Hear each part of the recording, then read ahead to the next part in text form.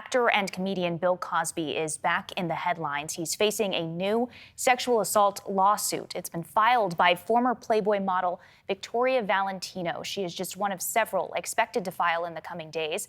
This comes after states extended statutes of limitations.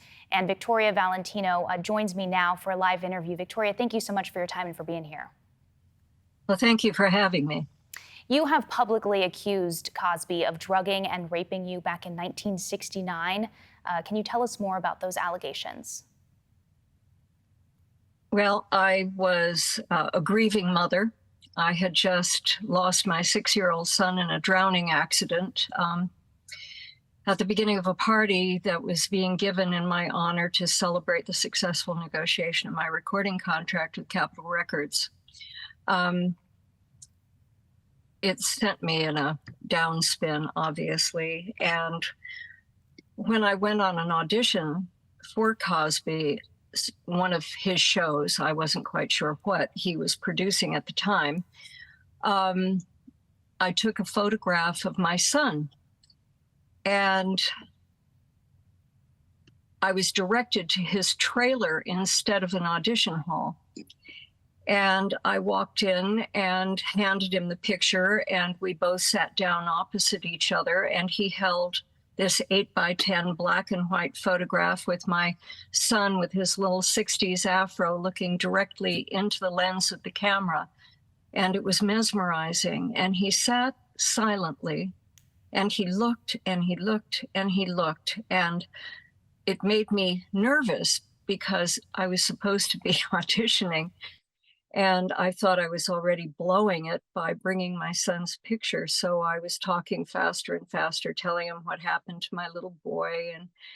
And it became so uncomfortable finally that I just stood up abruptly, took the photograph, said thank you, and I left. And he mumbled something unintelligible. I never expected to hear from him again. I never thought I would ever hear from his team. I knew I wasn't getting an audition because I was pretty sure I was an emotional basket case and not somebody he would be willing to risk hiring for an acting part at that point. And I was a Screen Actors Guild actress. I wasn't an amateur. I was a seasoned actress. So anyway, I went on with my grieving, and I don't know how long after that it was, a few weeks. I met him again at a restaurant that I have recently, in the last 9 years since I first went public in 2014, I discovered that he was either part owner or owner of this cafe. And I was with my roommate who had rather hypnotic eyes. And she was sitting there, and I was crying. I was having a particularly difficult day with the trauma, as you can imagine, when you find your baby face down at the bottom of a swimming pool. And I just couldn't stop sobbing. And I was looking down on the plate, and he came to the table, and I heard him speaking to her. He already knew my story, so he used my grief as an opening to connect with her. He suggested that it would be good for me to go to a spa and get a massage and a steam bath, and it would make me feel better. And he wanted to treat us.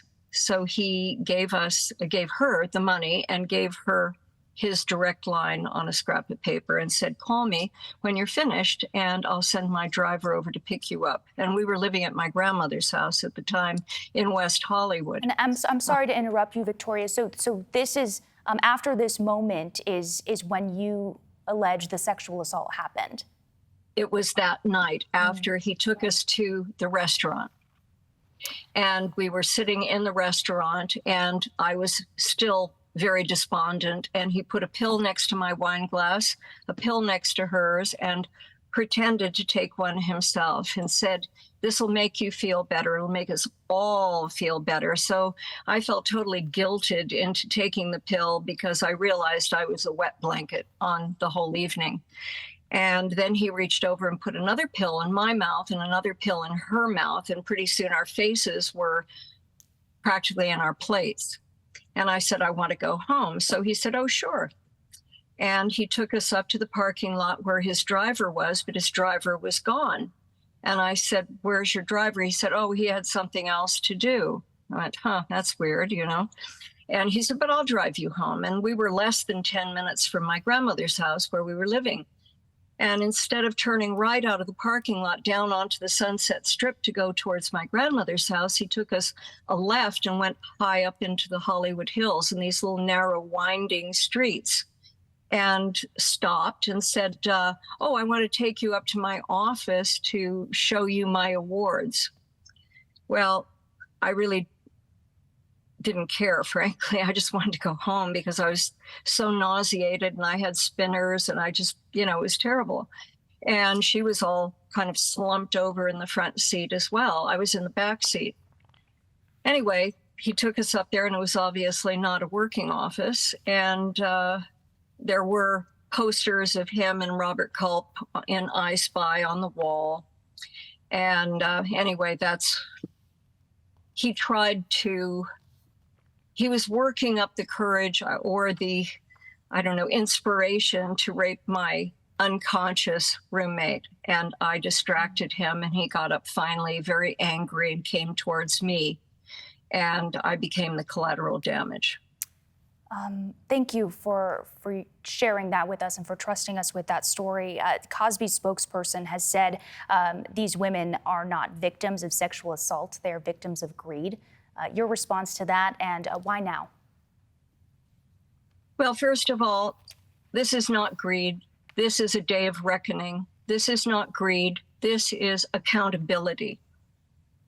After all these years, finally the law has changed and allowed us a 1-year window in which we can seek tangible justice. And as you know, rape is not like any other crime.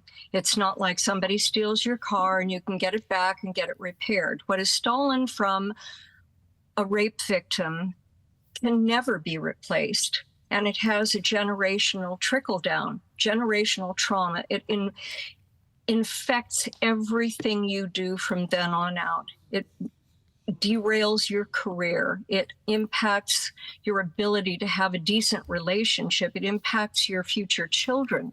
It impacts their children. And they don't even know where all this, trauma,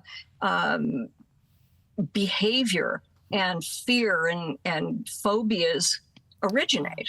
All right. So it's generational trauma.